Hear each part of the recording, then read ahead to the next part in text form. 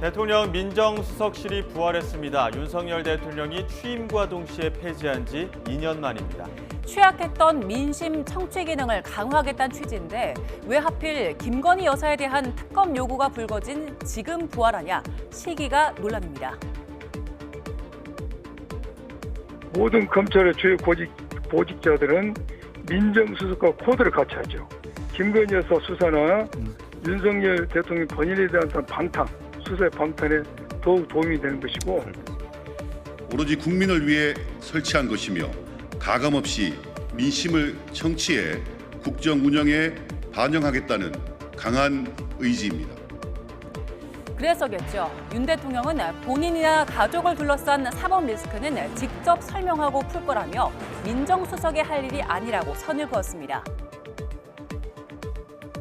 사법 리스크가 있다면 제가 해야 될 문제이지, 제 문제를 또 저에 대해서 제기된 게 있다면 제가 설명하고 풀어야지, 민정수석이 할 일은 저는 아니라고 생각합니다.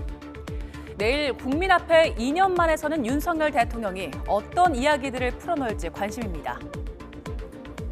이런 가운데 논란 하나가 더 불거졌습니다. 바로 비선 논란입니다. 총선 이후 윤 대통령의 첫 소통 행보였죠. 영수회담을 사전에 조율한 비선이 있다는 인터뷰 내용이 발단이 됐습니다. 비선으로 거론된 사람, 윤 대통령의 서초동 이웃으로 친분이 있는 함성득 경기대 정치전문대학원장과 이재명 대표와 가까우면서 총선 공천을 지휘했던 이명백 전 공천관리위원장입니다. 언론 인터뷰를 통해 윤 대통령이 이재명 대표에게 총리 추천을 요청했고 이 대표의 경쟁자가 될 만한 인사는 배제하겠다는 뜻을 전했다는 민감한 내용이 보도되면서 논란이 일고 있는 건데요. 인선에 대한 논의가 없었다는 대통령실 발표와 배치되는 내용이죠. 대통령실은 물밑조율은 없었다고 논란을 일축했고요. 윤 대통령도 그런 말을 한 적이 없다며 강한 불쾌감을 드러낸 것으로 전해졌습니다. 자, 이런 가운데 관심을 모으고 있는 인물, 바로 이원석 검찰총장입니다. 검찰이 김건희 여사를 둘러싼 수사에 착수했는데요. 후임 총장에게 부담을 넘기지 않겠다. 전담 수사팀을 구성하라. 증거와 법리에 따라 수사하겠다. 최근 몇 주 사이에 3차례나 언급을 했습니다. 오로지 증거와 법리에 따라서만 신속하고 엄정하게 수사하고 또 처분할 것이기 때문에 앞으로 여러분들께서 수사 경과와 수사 결과를 지켜봐 주시기를 부탁드립니다. 윤 대통령은 특별대담에서 매정하게 끊지 못해 아쉽다는 입장을 밝혔고 총선 과정에선 수사를 두고 한동훈 당시 국민의힘 비상대책위원장과 미묘한 갈등 양상이 벌어지기도 했습니다.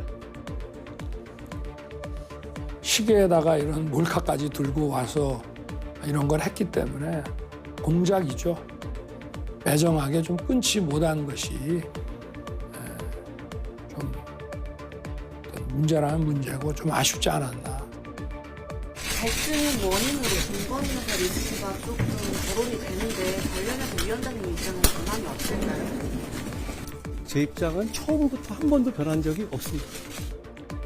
네, 결국 논란을 매듭짓는 건 검찰의 손에 달렸습니다. 그렇기 때문에 이원석 총장의 발언을 두고 대통령의 반기냐, 약속 대련이냐 논란이 분분합니다. 다음 소식입니다. 국회의장 후보 등록이 오늘 마감하는데요. 다수당인 야당에서 선출이 됩니다. 그동안 선명성 경쟁이 벌어졌죠. 우원식 의원이 먼저 후보 등록을 했습니다. 국회의장은 중립이면 안 된다거나 개혁의 드라이브를 걸어야 한다던 조정식, 정성호, 추미애 당선인이 출마할 것으로 예상되는 가운데 박지원 당선인의 출마 여부에도 관심이 쏠립니다. 강남 일대를 뒤흔든 살인 사건이 벌어졌습니다. 80대 남성이 50대 여성 모자에게 흉기를 휘둘렀고요. 의대생이 여자친구를 숨지게 한 사건도 발생했습니다. 두 사건 피의자 모두 구속 심사를 받게 되는데요. 80대 남성은 금전 문제로 범행을 저지른 것으로 알려졌고요. 여자친구를 숨지게 한 의대생은 수능 만점자인 것으로 알려지면서 인터넷에서 신상 털기까지 이어지고 있는 상황입니다.